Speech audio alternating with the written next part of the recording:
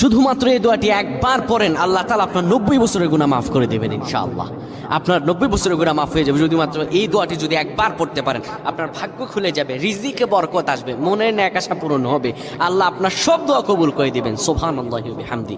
এত ফজিলত, এই দোয়াটা আপনারা শেয়ার করে দিবেন। এই যুবকেরা, আমল না করেও সওয়াব পাবা। তোমার একটি শেয়ারে, একটা বাটনে প্রেস করে তুমি সওয়াব পেয়ে যাবা। কারণ তুমি আমল না করো, অন্য কেউ যদি তোমার শেয়ারের বদৌলতে আমল করে, সওয়াব তুমি পেয়ে যাবা। নবীজির হাদিস।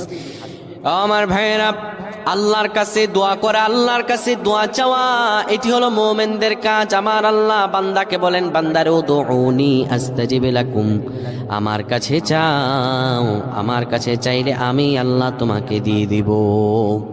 কেউ যদি একবারে দোয়াটি পড়তে পারে, দোয়াটি হলো রব্বি ইন্নী যালামতু নাফসি ফাগফিরলি।